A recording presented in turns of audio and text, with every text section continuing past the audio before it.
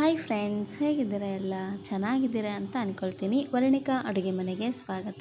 ಇವತ್ತಿನ ವಿಡಿಯೋದಲ್ಲಿ ನಾನು ನಿಮಗೆ ತುಂಬಾ ಈಸಿಯಾಗಿ ಹಾಗೆಯೇ 2 ನಿಮಿಷದಲ್ಲಿ ಮಾಡುವಂತಹ ಒಂದು ಚಟ್ನಿ ರೆಸಿಪಿನ ಮಾಡಿ ತೋರಿಸ್ತಾ ಇದ್ದೀನಿ. ಇದನ್ನು ನೀವು ಇಡ್ಲಿ, ದೋಸೆ, ಪೂರಿ, ಅನ್ನ, ರೊಟ್ಟಿ ಜೊತೆಗೆಲ್ಲ ಸರ್ವ್ ಮಾಡ್ಕೊಳ್ಬೋದು. ಹಾಗಾದರೆ ಬನ್ನಿ ತಡ ಮಾಡದೆ ರೆಸಿಪಿನ ಶುರು ಮಾಡೋಣ. ಇದನ್ನು ಮಾಡಲಿಕ್ಕೆ ಮೊದಲು ನಾನಿಲ್ಲಿ ಒಂದು ಮಿಕ್ಸಿ ಜಾರಿಗೆ 1 ಕಪ್ ಆಗುವಷ್ಟು ಹುರಿದಿರುವಂತಹ ಶೇಂಗಾನ ಹಾಕ್ಕೊಳ್ತಾ ಇದ್ದೀನಿ. ಉರಿನ ಆದಷ್ಟು ಲೋ ಫ್ಲೇಮ್ನಲ್ಲೇ ಇಟ್ಟು ಈ ರೀತಿಯಾಗಿ ಚೆನ್ನಾಗಿ ಕೆಂಪಾಗೋವರೆಗೂ ಶೇಂಗಾನ ಹುರ್ಕೊಳ್ಬೇಕು. ಇದಾದಮೇಲೆ ನಾನಿವಾಗ ಹುರಿದಿರುವಂತಹ ಹಸಿರು ಮೆಣಸಿಕಾಯಿನ ಹಾಕ್ಕೊಳ್ತಾ ಇದ್ದೀನಿ. ಒಂದು 5ರಿಂದ 6 ಹಾಕ್ಕೊಂಡ್ರೆ ಸಾಕಾಗತ್ತೆ. ಹಾಗೆಯೇ ಕೊತ್ತಂಬರಿ ಸೊಪ್ಪು, ಇದರ ಜೊತೆಗೆ 1 ಗೆಡ್ಡೆ ಆಗುವಷ್ಟು ಬೆಳ್ಳುಳ್ಳಿನ ಹಾಕ್ಕೊಳ್ತಾ ಇದ್ದೀನಿ. ನಾನಿಲ್ಲಿ ಒಂದು ಹೊತ್ತಿಗೆ 4 ಜನಕ್ಕಾಗುವಷ್ಟು ಮಾಡಿ ತೋರಿಸ್ತಾ ಇದ್ದೀನಿ. ನೀವು ಸ್ವಲ್ಪ ಜಾಸ್ತಿ ಜನ ಇದ್ದರೆ ಇನ್ನು ಸ್ವಲ್ಪ ಜಾಸ್ತಿ ಸಹ ನೀವಿಲ್ಲಿ ಮಾಡ್ಕೊಳ್ಬೋದು. ಹಾಗೆಯೇ ರುಚಿಗೆ ತಕ್ಕಷ್ಟು ಉಪ್ಪನ್ನು ಹಾಕ್ಕೊಳ್ತಾ ಇದ್ದೀನಿ. ಎಲ್ಲವನ್ನು ಹಾಕಿದ ಮೇಲೆ ಇವಾಗ ಸ್ವಲ್ಪ ನೀರನ್ನು ಹಾಕ್ಕೊಂಡು ನುಣ್ಣದಾಗೆ ಇದನ್ನು ಗ್ರೈಂಡ್ ಮಾಡ್ಕೊಂಡು ತಗೊಳ್ಬೇಕು. ಇದೇ ರೀತಿ ಬಹಳಷ್ಟು ಚಟ್ನಿ ರೆಸಿಪೀಸ್ನ ಮಾಡಿದ್ದೀನಿ. ವಿಡಿಯೋ ನೋಡಿಲ್ಲ ಅಂದರೆ ಈ ವಿಡಿಯೋ ಕೊನೆಯಲ್ಲಿ ಹಾಕಿರ್ತೀನಿ, ನೋಡಿ ಚೆಕ್ ಮಾಡಿ.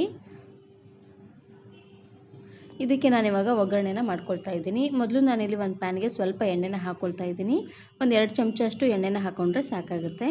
ಹಾಗೆಯೇ ಅರ್ಧ ಚಮಚ ಆಗುವಷ್ಟು ಜೀರಿಗೆ, ಸಾಸಿವೆ ಎರಡನ್ನೂ ಒಟ್ಟಿಗೆ ಹಾಕ್ಕೊಳ್ತಾ ಇದ್ದೀನಿ. ನೋಡಿ, ಜೀರಿಗೆ ಸಾಸಿವೆ ಎಲ್ಲ ಚೆನ್ನಾಗಿ ಈ ರೀತಿಯಾಗಿ ಸಿಡಿಬೇಕು.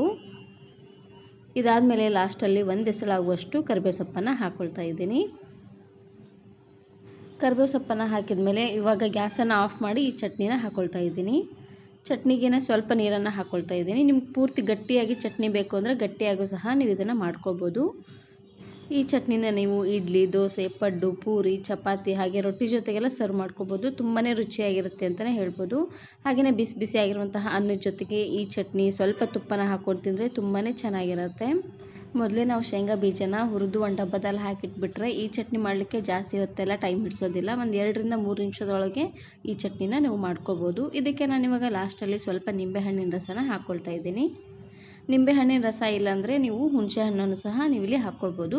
ಹುಣಸೆ ಹಣ್ಣು ಹಾಕೋ ಹಾಗಿದ್ರೆ ಸ್ವಲ್ಪ ಗ್ರೈಂಡ್ ಮಾಡ್ತೀವಿ ನೋಡಿ, ಆವಾಗಲೇ ಹಾಕ್ಕೊಳ್ಬೇಕು. ನಾನಿವತ್ತು ಈ ಚಟ್ನಿನ ಪಡ್ಡು ಜೊತೆಗೆ ಸರ್ವ್ ಮಾಡ್ತಾಯಿದ್ದೀನಿ. ಪಡ್ಡು ಜೊತೆ ಅಂತೂ ಒಂದೊಳ್ಳೆ ಕಾಂಬಿನೇಷನ್ ಅಂತಲೇ ಹೇಳ್ಬೋದು. ತುಂಬಾ ರುಚಿಯಾಗಿರುತ್ತೆ. ನೋಡಿದ್ರಲ್ವ, ತುಂಬಾ ಸಿಂಪಲ್ಲಾಗಿ ಕ್ವಿಕ್ಕಾಗಿ ಚಟ್ನಿನ ಯಾವ ರೀತಿ ಮಾಡೋದು ಅಂತ. ವಿಡಿಯೋ ಇಷ್ಟ ಆದರೆ ಈಗಲೇ ಒಂದು ಲೈಕ್ ಬಟನನ್ನು ಕ್ಲಿಕ್ ಮಾಡಿ, ಫ್ರೆಂಡ್ಸ್ ಆ್ಯಂಡ್ ಫ್ಯಾಮಿಲಿ ಜೊತೆಗೆ ಶೇರ್ ಮಾಡಿ. ಹಾಗೆಯೇ ಮತ್ತಷ್ಟು ಹೊಸ ರೆಸಿಪಿಗಾಗಿ ವರ್ಣಿಕಾ ಅಡುಗೆ ಮನೆ ಚಾನಲನ್ನು ಸಬ್ಸ್ಕ್ರೈಬ್ ಮಾಡ್ಕೊಳ್ಳಿ. Thank you.